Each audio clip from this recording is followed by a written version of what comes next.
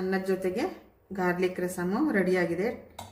Hello everyone, ಈಗ ನಾನು tomato ಮತ್ತು ಗಾರ್ಲಿಕ್ ರಸಮ್ ಹೇಗೆ ಮಾಡೋದು ಅಂತ ತೋರಿಸ್ಕೊಡ್ತಾ ಇದ್ದೀನಿ.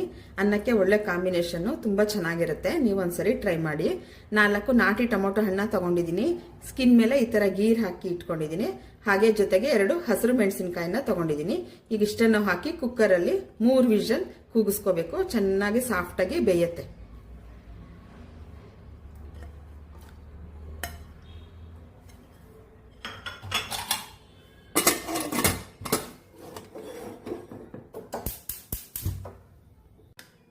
ಟೊಮೊಟೊ ಬೆಂದಿದೆ, ಚೆನ್ನಾಗಿ ಸಿಪ್ಪೆಯನ್ನು ತೆಗೆದು ಚೆನ್ನಾಗಿ ಸ್ಮ್ಯಾಶ್ ಮಾಡಿ ಇಟ್ಕೊಂಡಿದ್ದೀನಿ. ಇವಾಗ ಇದನ್ನ ಸೇರಿಸ್ತೀನಿ.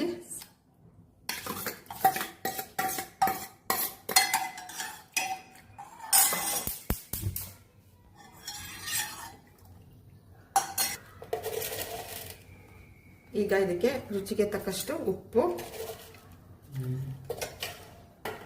ಸ್ವಲ್ಪ ಹುಣಸೆ ಹಣ್ಣಿನ ರಸ 1 ಸ್ಪೂನ್ ಅಷ್ಟು, 1 ಸ್ಪೂನ್ ಅಷ್ಟು ಸಾರಿನ ಪುಡಿ,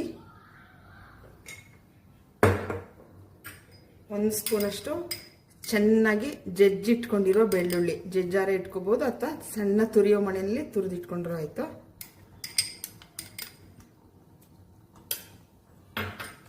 ಸಣ್ಣಗೆ ಹೆಚ್ಚಿಟ್ಕೊಂಡಿರೋ ಕೊತ್ತಂಬರಿ ಸೊಪ್ಪು,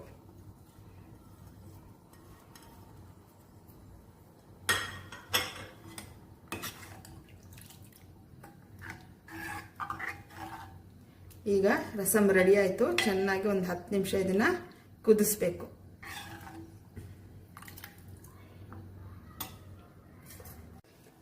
ಬೆಳ್ಳುಳ್ಳಿ ರಸಮ್ ರೆಡಿ ಆಯಿತು. ಇವಾಗ ಇದಕ್ಕೊಂದು ಸಾಸಿವೆ ಒಗ್ಗರಣೆ ಹಾಕೋಣ. ಆದ್ಮೇಲೆ ರಸಮ್ ಕಂಪ್ಲೀಟ್ ಆಗತ್ತೆ. ಅನ್ನದ ಜೊತೆಗೆ ಗಾರ್ಲಿಕ್ ರಸಮು ರೆಡಿಯಾಗಿದೆ.